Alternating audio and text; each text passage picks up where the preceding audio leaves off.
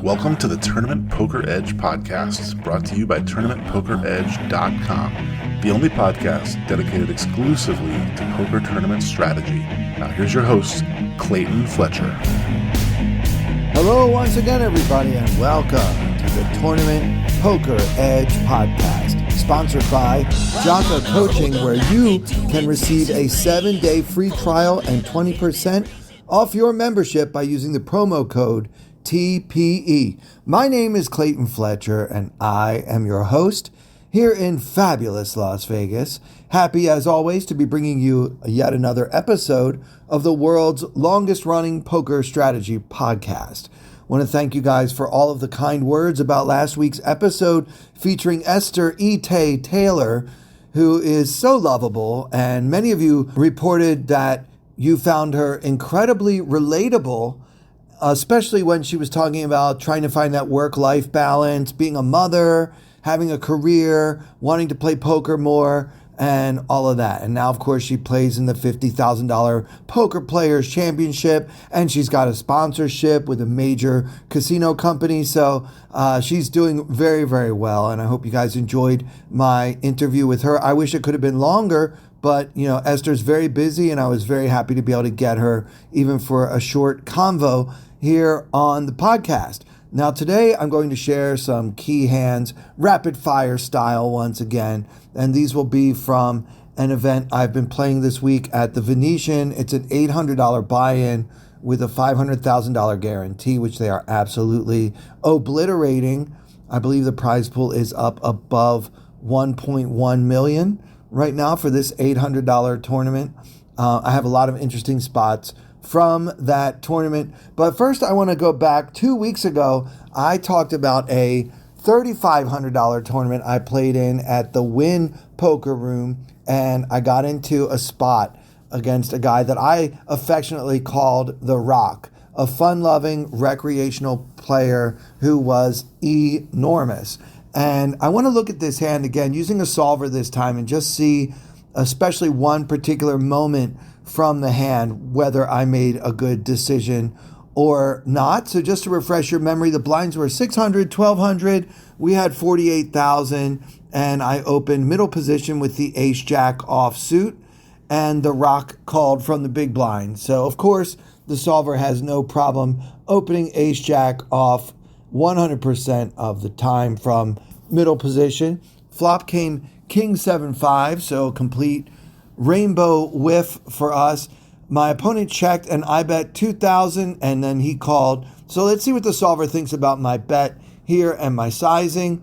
Solver loves it. This is what we call a range bet situation, guys. So Faraz has a whole video just about range betting, which is when no matter what we have on certain flops, we always bet. So it might be a small bet, it might be a medium bet. It's probably a smaller bet. Usually the more frequently we're betting a flop, the lower we want to go in terms of sizing. So yeah, the solver likes my sizing. 67% of the time, this is the sizing. Of course, we mix in some other sizes as well, but so far so good for Clayton here in this hand. And now the turn comes the king of clubs pairing the board, king 7-5, king, Badoogie at this point, and my opponent checks once again. I looked at this card as a bad bluff candidate. Hard for me to represent a king, hard for me to get him to fold a 7 or a 5 or a pair of 6s or whatever else he may have called me with on the flop. So I just kind of gave up on it at that point. But let's see what the solver thinks. And sure enough, we do check behind 93% of the time with this hand. So, you know, I've been questioning myself because, as you guys know, my results haven't really been coming at all these first 3.5 weeks in Vegas. So I'm happy to see that all of the training, all of the coaching, all of the study, everything I've been doing with Jocko Coaching and everywhere else, this is paying off. I'm actually making good, solver approved, theoretically correct decisions, even though I don't have any trophies or bracelets or final tables to show for it yet. Anyway, it's a 93% check. Probably the logic being whatever he called with on the flop is still good on the turn, and he's going to call again. So, of course, we mix in a bet every so often just because solvers have to be somewhat balanced. But I think in real life, we can pretty much pure check these spots when we don't have anything. Also, ace-jack could easily be good, and we don't want to get bluff raised off of it. So for all those reasons, I'm very happy that I opted for the check behind in this spot. And now the river comes the deuce of hearts, completing exactly nothing on the driest board ever. King 7-5, king deuce. And now out of nowhere, villain comes out swinging. He bets 6,000. I don't know, guys. It's like I kind of wanted to call just because he had shown himself to be such a loose, aggressive, and fun-loving and wild opponent. But, what if he turns over like pocket threes or something embarrassing, and he wins this big pot with that awful hand? I did make the fold. I couldn't call, but I wanted to. So let's see what the solver wants to do. And yeah, it's actually a mixed strategy. Okay, the solver wants to fold 56% of the time. So obviously my play is solver approved. Raise about 8% of the time with ace jack, and that is not a play that I actually considered at all. And call the rest of the time. So about 34% of the time we call. Maybe this is a spot where I should call. If the solver wants to call 34% of the time, maybe the times when we have this type of opponent, it should be 100%. I really wanted to call. And now that I've seen the solver output, I still kind of wish I had called in that spot. But anyway, I want you guys to learn how to use solvers and how to learn from coaches. And the best place to do it is Jocko Coaching. You guys can save 20% off either a monthly or an annual membership. So that's a big savings there, guys. Give it a try. 7 days free trial. Go to jocka.poker/TPE. That's jocka.poker/TPE. All right, guys, I want to move on and talk about this $800 Venetian tournament that I've been playing recently. And we'll just go through a few of these moments that I had at the Venetian. The competition in this tournament was, I'd say, a step down from what I've been facing, probably because I've been playing a little bit bigger in terms of buy-ins, but also there's just a lot going on around town, and this tournament kind of had a lower guarantee, a smaller buy-in, and kind of not the prestige of, let's say, the WSOP, and not as big of a prize pool as the $3,500 tournament that's going on at Aria. So it just felt like a good spot for me to kind of Carlos my way over to the road less traveled, if you will. And still, they got 1,700 plus players for a prize pool of nearly $1.2 million. So a lot of action all over town. For the first couple of hours, things went really smoothly for me. You start off this tournament with 40K, and by the time the blinds had gone up to 500, 1,000, and these are 40-minute levels, by the way, I had amassed a stack of 68,000. So, pretty smooth sailing, kind of keeping up with the average, maybe a little bit above. And I was under the gun with pocket jacks, and I made it 2,000, so just a min raise there. And then the very next player, so I'm under the gun, he's in second position, he makes it 6,400. And so now it folds back around to me. I've got pocket jacks facing a 3-bet from the worst relative position. I really don't like this spot at all. I mean, obviously we can't fold. Jacks is a bit too strong to fold. This guy, he looked like a golfer. You know the type. He's like 40 years old, a little bit tan, got a visor on.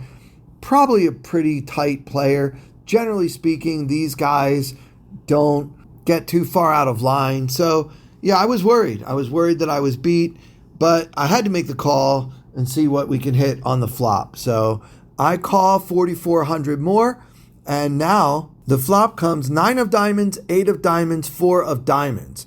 And I've got 2 black jacks. The board is 9-8-4.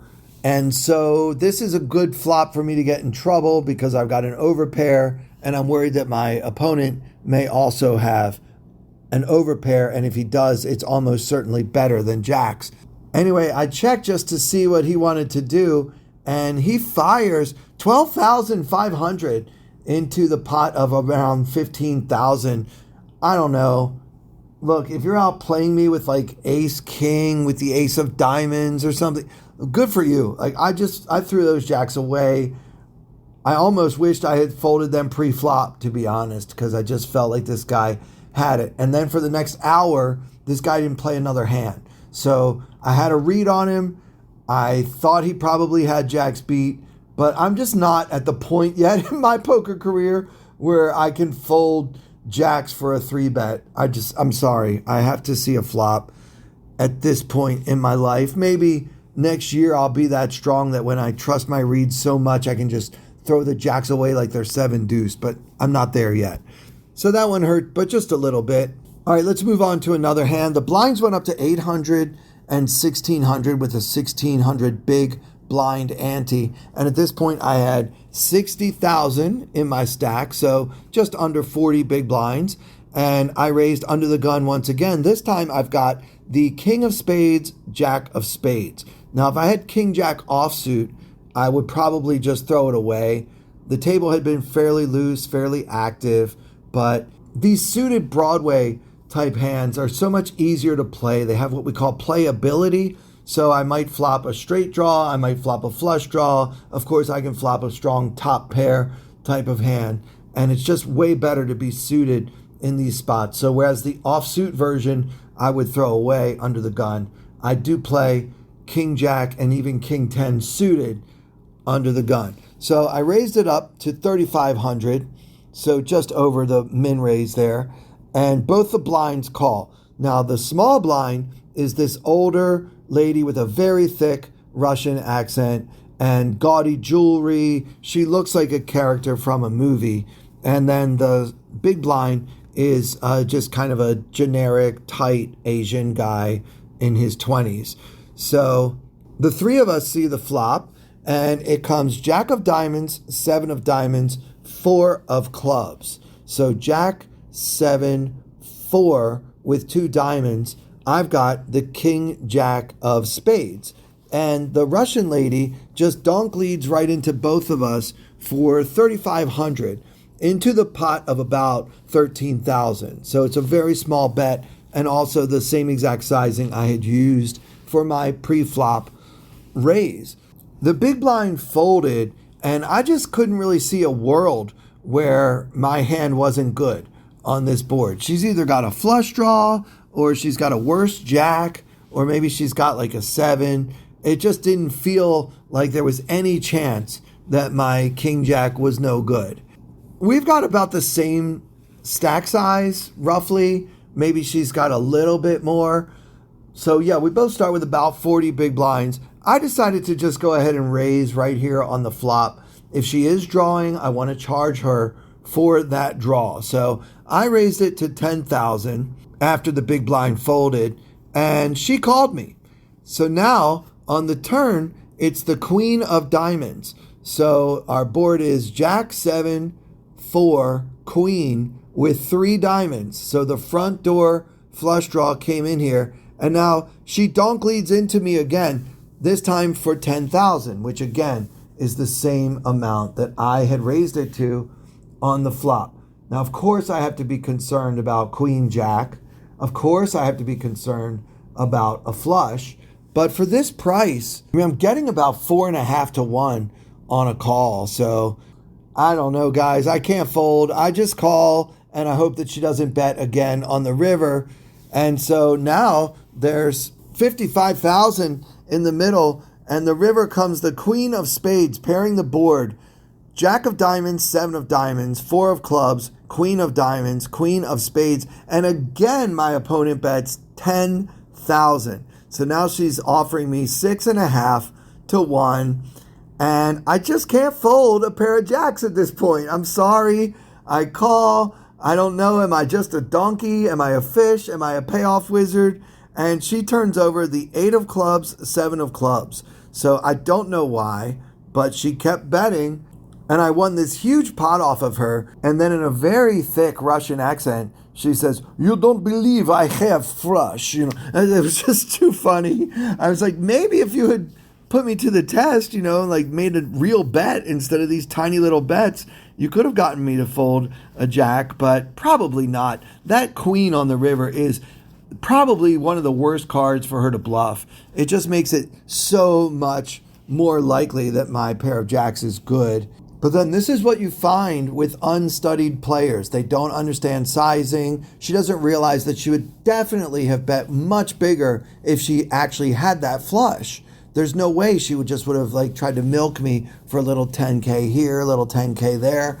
It's not how you play when you have the nuts. So yeah, I had to pay it off. If she's got it, she's got it. But for that price, you're going to get a few more chips out of me for sure. Let's see, a little while later, a couple of bad things happened. My Jack 9 was no good on Queen Jack 9 blank blank. My opponent had Queen Jack, so that was rough. That lost a few chips. And then I lost a little coin flip against that same Russian lady for her tournament life. So I gave her the old courtesy double up. And the next thing I knew, I only had about a half an average stack. And then I had a big coin flip and I won it. I haven't really had that many coin flips this summer, just 5 or 6, and I'm just about even on my coin flips. But this one got me right back to the average, and then there was a huge pot where I don't even know what exactly happened, but I would say all hell broke loose. Somebody shoved for 11K when the blinds were 800, 1600, so a short stack went all in, and then there was a huge chip leader on my right. Now, this was a flamboyant Vietnamese player with lots of kind of jewelry and flashy sunglasses, and he was playing a lot of pots and winning almost all of them. This guy had over 200,000 in his stack at this point, so over 100 big blinds, one of the chip leaders in the tournament, I think, and he just called the 11,000 shove. Now, I'm next to act, and I've got pocket kings, and I 3-bet it to 40K. So I'm trying to build a pot. All right. I've got 98,000 in my stack, and I'm trying to get as much of it in pre-flop as I can with my kings. So I make it 40K, and now the action folds all the way back to my Vietnamese friend, and he goes all in. So he puts my tournament life at risk, and I call, obviously, with kings, and he flips over ace-jack offsuit, and the player who originally shoved for 11K had ace-7. So I'm in great shape, and I win the pot. It's a huge pot. I collect 98,000 from the Asian guy. I get another 11,000 from this guy. I get the blinds and the antes. And now all of a sudden, I have 230,000 when the average stack is only 90K. Now, at this point, there's still a long way to go, okay? Only 54 players from this flight will advance to day 2 and be in the money. There's still 186 players remaining out of the 425 who entered my flight. And I was really enjoying that table, but I had to move to another table, and this time, someone I know, not very well, but I've certainly played with him before at Borgata or Parks or wherever else, back east, a player named Ronnie Barda. He's pretty tight. He looks like a flashy guy, but his playing style is on the tighter side, actually, in my experience. So he's at my table and nobody else that I recognize, but it already looks like it might be a slightly worse table than the one I just left. Anyway, there's a Russian guy. He opens under the gun. He's got a long beard. He looks like his name should be Vladimir, but it's not. He opens under the gun. The blinds at this point were 1,000 and 2,500. So he min raised to 5K, and he's got about 200,000 in his stack. Ronnie calls and somebody else calls. And now I'm in the small blind with my favorite hand, or one of my favorite hands, the ace-5 suited. I've got ace of diamonds, 5 of diamonds, and I've got 240,000. So I've got everybody who's in so far covered. I have a decision here.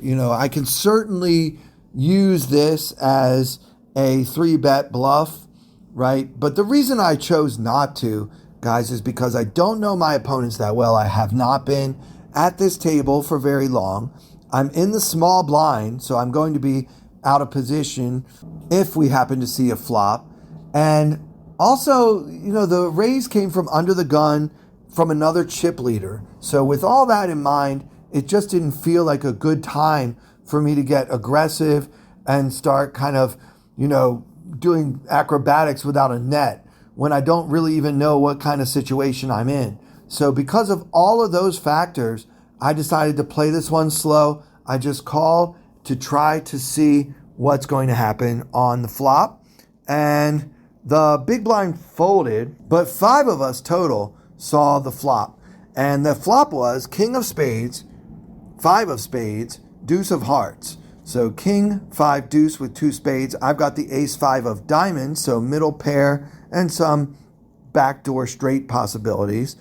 I check, and now the original raiser bets just 10,000 into this 35,000 pot, and everyone folds back to me. Now, this is the first pot that I've played against this guy. He doesn't know me. I don't know him. We're feeling each other out. I called, and the turn comes the queen of clubs, and I decided to check again. I think it's a better card for his range than it is for mine as the caller.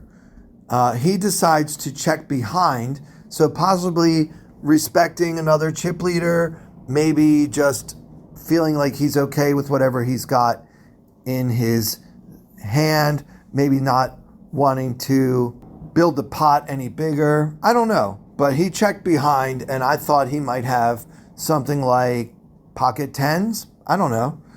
But it felt like my 5s were no good when he checked behind. That might seem counterintuitive. He could have a hand like ace 10 and just kind of be giving up. But I don't know. In my experience, players from the eastern part of Europe don't tend to play passively and cautiously. So when he checks back, I think he's actually got a strong enough hand to show it down.